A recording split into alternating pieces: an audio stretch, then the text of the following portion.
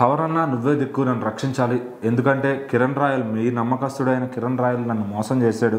So నా దగ్గర కోటాను కోట్లు డబ్బు తీసుకుని నన్ను అయితే రోడ్డు మీద వదిలేశాడు. మరి దానికి దిక్కెవరు? నేను అడుగుతుంటే నన్ను నా కుటుంబాన్ని బెదిరిస్తున్నాడు, మమ్మల్ని చంపేస్తామని మా నోట్లో అయితే కట్టేస్తున్నాడు. నేను ఎవరి దగ్గరికి వెళ్ళినా కూడా నాకు న్యాయం జరగట్లేదు, నన్ను మీరే ఆదుకోవాలి.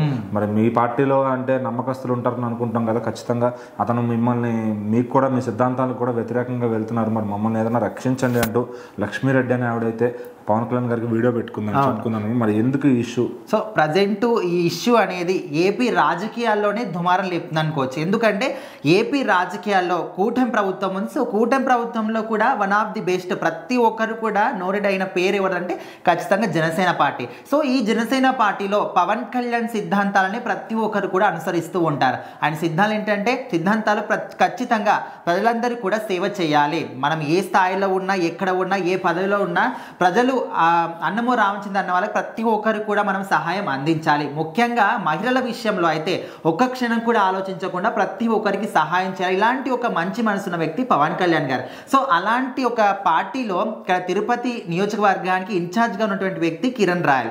సో ఈయన విషయంలో లక్ష్మీరెడ్డిని ఒక మహిళ మాత్రం కొన్ని కేసులు పెట్టడం కానీ, అదేవిధంగా తనకు సంబంధించి కొన్ని ప్రైవేట్ వీడియోలు రిలీజ్ చేయడం కానీ, నా దగ్గర 1,30,00,000 రూపాయలు తీసుకున్నాడు, 30 సవరాల బంగారం తీసుకున్నాడు, ఖచ్చితంగా ఇవన్నీ కూడా నాకు తిరిగి వచ్చేటట్టు చేయండి, మిమ్మల్ని వేడుకుంటున్నారు.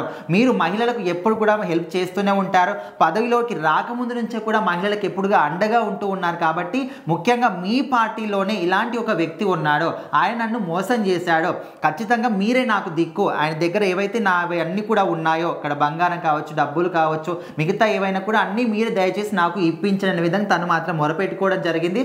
సో ప్రజెంట్ పవన్ కళ్యాణ్ గారు కూడా ఇక్కడ కిరణ్ రాయల్కి సంబంధించి మీరు పార్టీ కార్యకలాపాలకు దూరంగా ఉండాలి, నిజ నిర్ధారణ అయ్యేంత వరకు మీరు దోషి, ఖచ్చితంగా మీ మీద ఆరోపణలు వచ్చాయి కాబట్టి అండ్ దూరంగా ఉండడానికి విధంగా కూడా ఆదేశాలు ఇచ్చారు. సో మొత్తానికి ఆ మహిళ చెప్పిన మాటలందరినీ కూడా కలిసివేస్తున్నాయి. నిజంగా ఇక్కడ కిరణ్ రాయల్ తప్పుందా, ఆమె తప్పుందా, ఇదంతా కూడా తెలియాలంటే ఇప్పుడు పవన్ కళ్యాణ్ గారు ఆదేశాలు ఇచ్చారు కాబట్టి వాళ్ళు క్షుణ్ణంగా పరిశీలించి అన్ని వివరాలు కూడా బయటికి వస్తాయి. సో మరి ఎప్పుడు ఎవరు తప్పుందని తొందరలోనే తెలియబోతుంది.